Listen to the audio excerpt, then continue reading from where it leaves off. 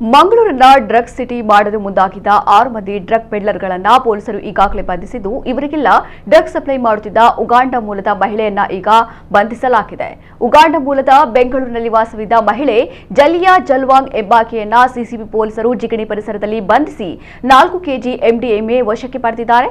ಈ ಹಿಂದೆ ಮುಲ್ಕಿ ಪೊಲೀಸರು ಬಂಧಿಸಿದ ಆರೋಪಿಗಳಾದ ಕುಂದಾಪುರ ನಿವಾಸಿ ಮೊಹಮ್ಮದ್ ಶಿಯಾಬ್ ಯಾನೆ ಶಿಯಾಬ್, ಉಳಾಲ ನಿವಾಸಿ ಮೊಹಮ್ಮದ್ ನೌಷದ್ ಯಾನೆ ನೌಷದ್, ಬೆಂಗ್ರೆ ನಿವಾಸಿ ಇಮ್ರಾನ್ ಯಾನೆ ಇಂಬಾ, ಬಂಟ್ವಾಳದ ನಿವಾಸಿ ನಿಸಾರ್ ಅಹಮದ್ ಹಾಗೂ ಪ್ರತ್ಯೇಕ ಪ್ರಕರಣವಾದ ಸುರತ್ಕಲ್ ಪೊಲೀಸರು ಬಂಧಿಸಿದ್ದ ಉಡುಪಿ ಮೂಲದ ಮೊಹಮ್ಮದ್ ಇಕ್ಬಾಲ್, ಶಹರಾಜ್ ಶಾರುಖ್ ಎಂಬ ಬಂಧಿತ 6 ಜನರಿಗೂ ಬೆಂಗಳೂರಿನಲ್ಲಿ ಅರೆಸ್ಟ್ ಆಗಿರುವ ಉಗಾಂಡ ಮೂಲದ ಮಹಿಳೆ ಡ್ರಗ್ ಸಪ್ಲೈ ಮಾಡುತ್ತಿದ್ದಳು ಎಂದು ಮಾಹಿತಿ ಲಭ್ಯವಾಗಿದ್ದು, ಉಗಾಂಡ ಮಹಿಳೆ ಬಂಧನದೊಂದಿಗೆ ಮಂಗಳೂರಿಗೆ ಸಪ್ಲೈ ಆಗುತ್ತಿದ್ದ ಡ್ರಗ್ಸ್ನ ಒಂದು ದೊಡ್ಡ ನೆಟ್ವರ್ಕ್ ಬಂದ್ ಆಗಿದೆ ಎಂದು ಮಂಗಳೂರು ಪೊಲೀಸ್ ಕಮಿಷನರ್ ತಿಳಿಸಿದ್ದಾರೆ.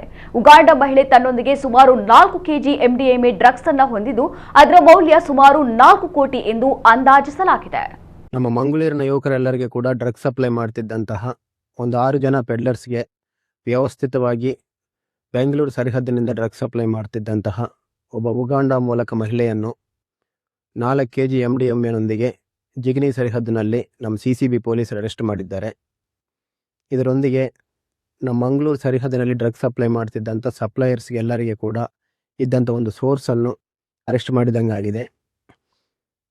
ಈಗಾಗಲೇ 6 ಜನ ಪೆಡ್ಲರ್ಸ್ ಯಾರಿದ್ದಾರೆ ಅವರೆಲ್ಲರನ್ನೂ ಕೂಡ ಈಗಾಗಲೇ ಅರೆಸ್ಟ್ ಮಾಡಿ ಅವರು ಕೂಡ ಜೆಸಿಯಲ್ಲಿದ್ದಾರೆ. ನಮ್ಮ NCB ವ್ಯಾಲ್ಯೂಯೇಷನ್ ಪ್ರಕಾರ ಸುಮಾರು 4 ಕೋಟಿ ಬೆಲೆ ಬಾಳುವಷ್ಟು 4 ಕೆಜಿ ಎಂಡಿಎಂಎ ಒಂದಿಗೆ ಇವಳನ್ನು ಅರೆಸ್ಟ್ ಮಾಡಿ ಜುಡಿಷಿಯಲ್ ಕಸ್ಟಡಿಗೆ ನೀಡಲಾಗಿದೆ. ಮುಂದಿನ ವಿಚಾರಣಕ್ಕಾಗಿ ಪೊಲೀಸ್ ಕಸ್ಟಡಿ ತಗೊಂಡು ಇನ್ವೆಸ್ಟಿಗೇಷನ್ ಮಾಡಿ ಮುಂದಿನ ಸ್ಟೆಪ್ಸ್ ತಗೊಂಡು